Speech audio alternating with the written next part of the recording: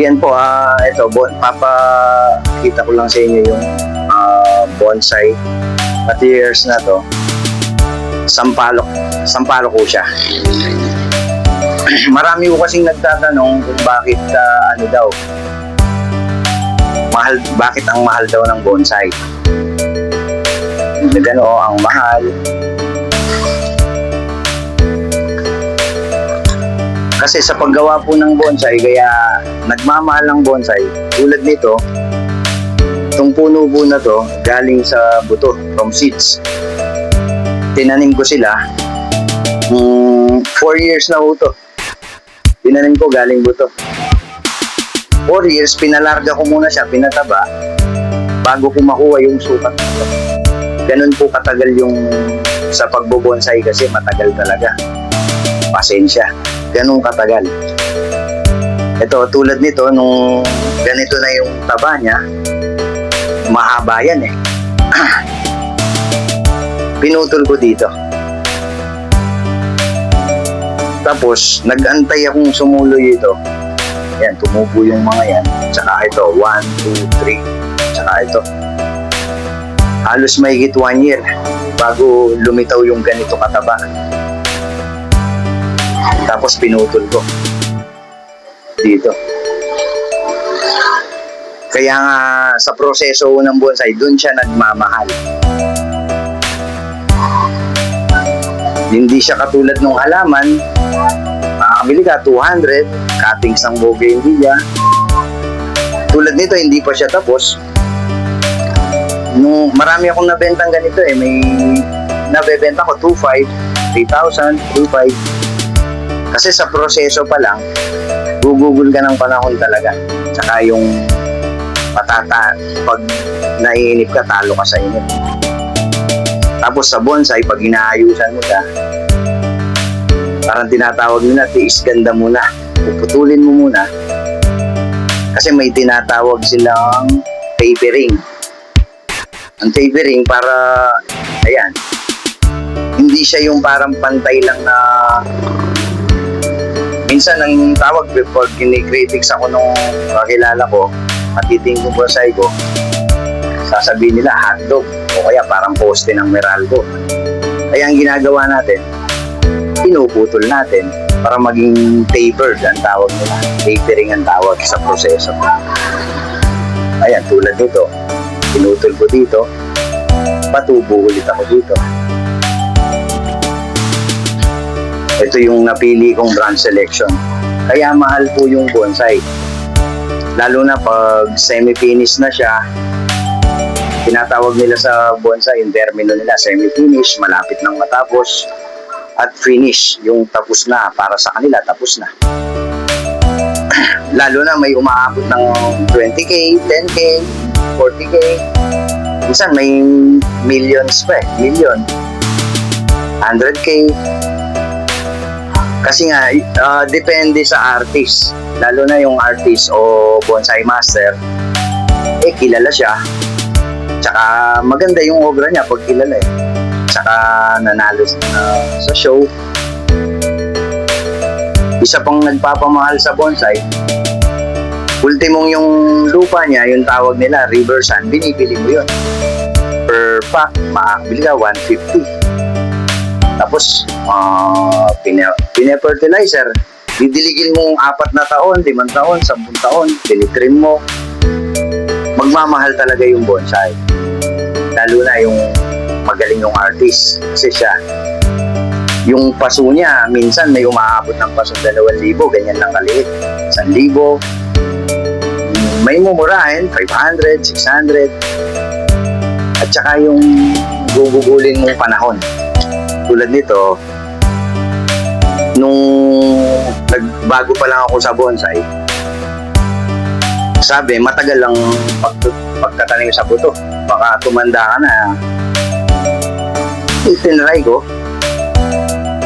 Nagtubo ako ng buto, mga kulang 200 pieces na buto. Ito yung isa dito sa kanila. Pakita ko pa yung isa. Ito pa yung isa. Magkakaedad dyan, minsan mas payat to, hindi sabay ang pagtaba. Ito, parang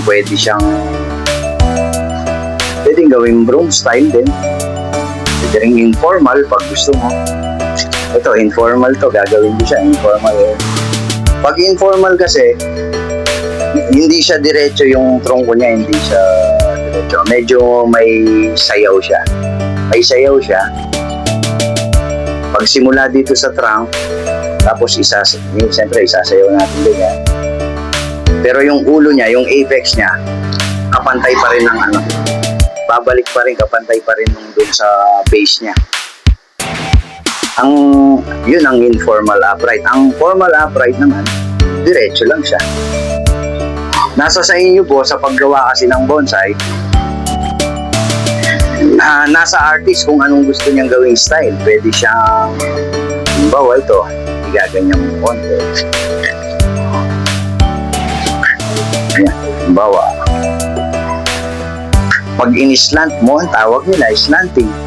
Pag sinubsog mo ganito, sinanga mo to, tinayo mo dito, magiging cascade siya or semi-cascade.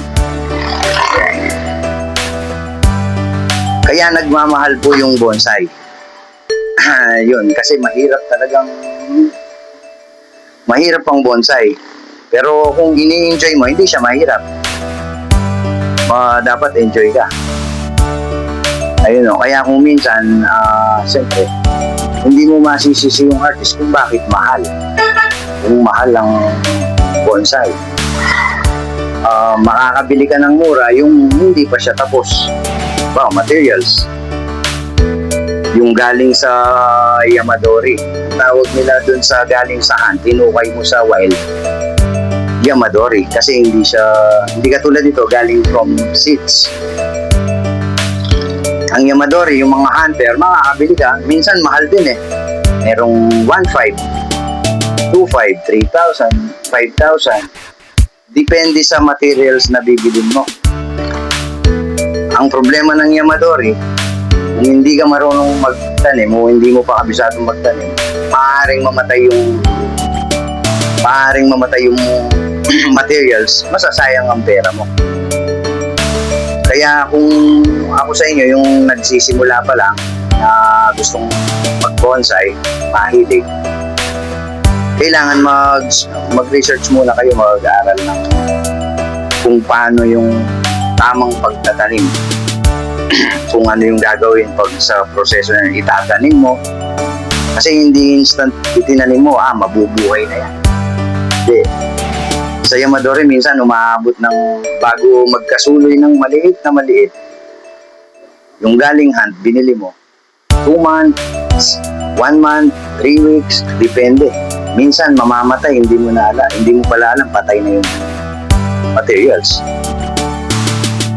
Kaya kung nagsisimula ka pa lang sa bonsai, maganda, bumili ka na ng bonsai materials, yung buhay na. Parang nakalaktaw ka na ng mga 1 year. Parang advance ka na ng 1 year kasi may mga sanga na eh. Ayan, tulad nito ay nag-branch selection na ako dito. Ito lang muna yung focus ko. First branch. Siyempre, pag first branch, mas mataba kesa dito sa back second. Ito yung yung parang sa atin ng iba, pinakamayabang. Tapos kita yung trongko niya. Kasi sa nature, diba, ang puno, nakikita mo yung trunk niya, tsaka yung trongko niya, tsaka yung base, katawan. Ayan, ang first branch, nag-branch selection tayo. Ayan, pag mag-layout ka, bubuo ka ng bonsai. Una, hanapin mo muna yung harap. Ikutan mo yung puno. Sipatin mo muna. Ayan, sisipatin natin. Ikutan mo. Pagkahanap mo ng harap, halimbawa, ito yung harap na pinili ko. Kasi meron na akong first branch. Tapos may back siya. Ayun, may second branch na ako. May front. Tapos meron siyang yung ulo apex.